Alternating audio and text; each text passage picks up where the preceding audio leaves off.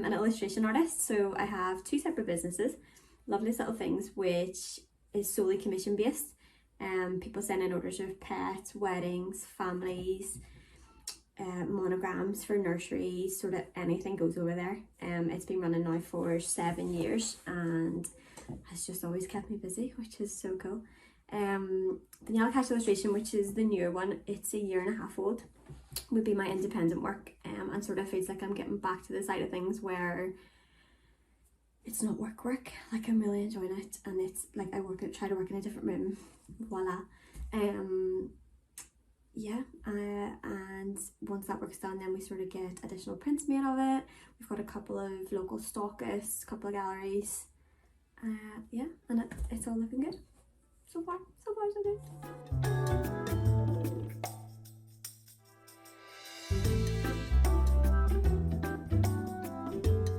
I think I knew from a pretty young age that I wasn't massively academic. I did obviously do everything I had to do, like to get past or whatever. Granda used to just be like, just get your maths in English and then you can draw or do whatever you needed to do. So I think coming out of primary school, went into Regent, loved art, loved music, loved PE, anything practical that I could just sort of delve into and be obsessed with, then that was me. And I just thought, I'm going to work really hard at this. Came 5th year, applied to Bangor Tech, so SERC at the time. Neil, Marty and Karina obviously took me on board. I did mess around for a good couple of years, got chased for deadlines. Again, I'm not really great at advertising here, but I loved it, enjoyed every minute of it. Didn't really know where it was going all the time. I stayed with them, I think, they can really get rid of me. I stayed with them, I think, for 4 years, and then applied to the University of Ulster, so the art college in York Street, to do my degree, and got that done. In the final year of the degree, like, social media was obviously blowing up massive. Instagram accounts and Facebook accounts were really good for upcoming artists.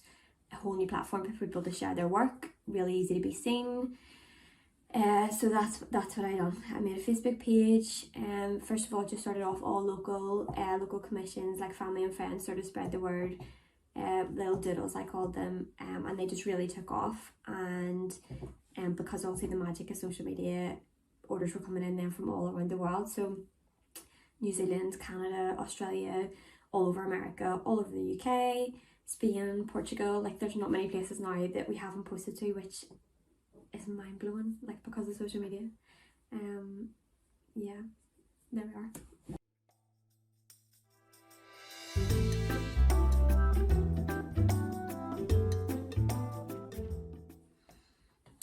Influences, I would say, by the obvious, which is my granda.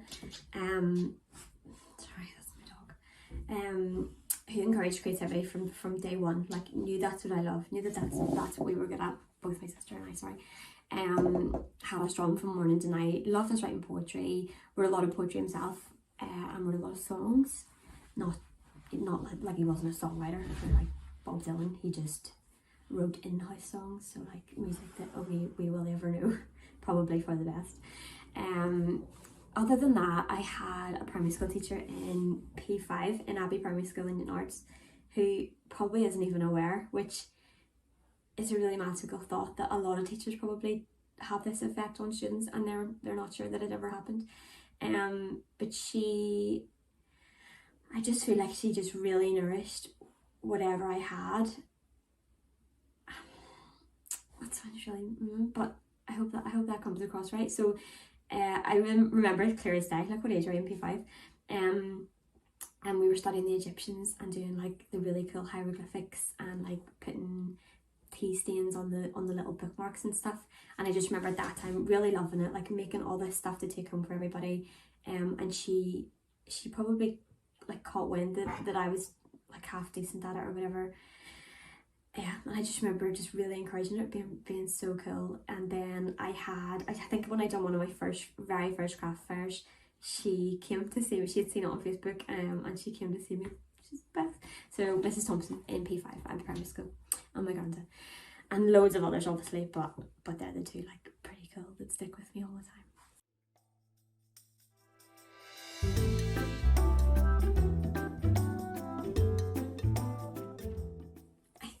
without sounding like a bit of a moron, that it all feels like a success. The commission side of business, 7 years on, like that feeling does not get old, of people putting in an order and enjoying your style of illustration so much that they want it in their own home, or like they buy it for a gift. So yeah, that's just something that never gets old. Danielle Cash illustration side of business was the scary one that I didn't want to venture into for quite some time, because there's no brief for that. So those pieces are just what I'm putting into them, and that's something that I'm creating off my own back. So I think when there was such a good response to them, and galleries sort of came forward and wanted to buy stock wholesale, and that's incredible. I think even, I mean, I obviously am an artist, and I know that I'm an artist, but every so often you get this little creeper in your own head being like, is this a real job? Which is so daft, but it's just part of it, I think. So that, yeah, I mean, they're both my biggest successes. Small, tiny, well, no, tiny but massive, obviously. One of my really close friends works for a film production company who were doing a documentary on Joni Mitchell, so they ordered a piece. It was personalised portrait, well, it was W.B. Yeats, it was a poem from W.B. Yeats, but they wanted me to illustrate that poem for Joni Mitchell as a gift. So like, sometimes I'd just be sitting, having a cup of tea, listening to music, and be like, Joni Mitchell has one of my illustrations in her house, or maybe she's thrown it out. But I don't know, she has it. Yeah, so pretty cool.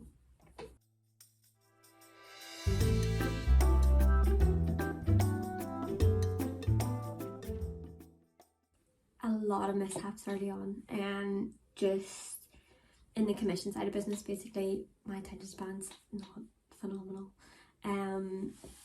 which is strange, I suppose, in my line of work. But early on in the commission side of business, there was a lot of spelling mistakes, just a lot of mistakes in general, which is grim, which is obviously very time consuming, and the only way to overcome them half the time was to redo them. So I sort of have learned along the way to be a lot more careful. I mean, it does happen now the odd time, but nowhere near as frequent as what it did early on. And people were so lovely. Yeah, other than that, I think I've been quite lucky so far.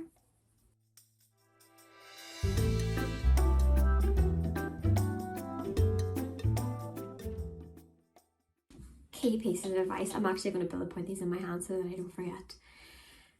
The one thing I would say is, especially if it's something that you're changing from a hobby into a career, if that's what you're trying to do, is make sure that it's something that you're seriously passionate about, that you've got a bit of fire in your belly for, because as much as obviously, like, don't get me wrong, I am for sure living the dream, literally at home with my dog, drawing, doing what I absolutely love, but like any job, there's bad days, and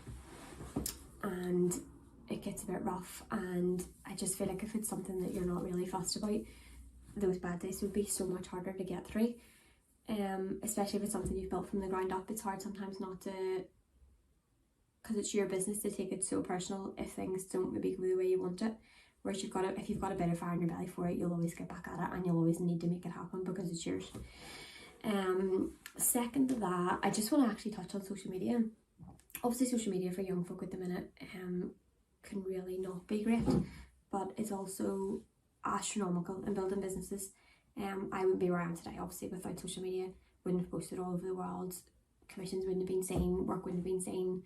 You know, it's such a massive platform, and if it's used in the right way, you know, you're set up for success really, as long as you do it right, you work hard at it, and you're authentic to yourself, which I think is really massively important. Because again, the thing on social media is there will always be people doing what you're doing, no matter what you're doing, no matter what genre you're in, no matter what career you choose, there's always going to be people doing what you're doing. There isn't like a fancy quote, I can't remember word for word, but it's basically, it's the one thing I've always stuck by, even when people have said maybe you shouldn't write that, or I don't know about posting that, or do you want me to retype that more professional for you?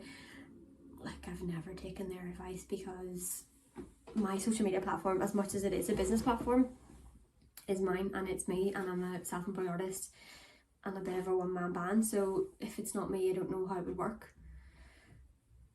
Like every so often, even like I'm quite confident in what I do, but every so often even I would see other social media accounts and be like, oh, that looks really good, or you know. But I think the one thing is it'll never stick and it'll never be consistent unless you're constantly you. But anyway, that funny quote, or not funny, that weird quote was something like, if you're authentic 24/7, and if you're just always constantly you, then nobody else can be better at it. of being you because it's you, which I love, and which I stand by a lot. So yeah, I think you got to put in the graft. You've got to be passionate about it. You've got to be yourself, I think, and maybe depending on the department, obviously do a bit of research. I don't know why I'm saying that because I didn't. I'm not really a planner, but I worked double hard then to make it work. Yeah, other than that, just absolutely go for it. I think risks obviously are there to be taken. I think the worst thing that can happen is that it wouldn't work out, and if you never tried, then it's not going to work out anyway.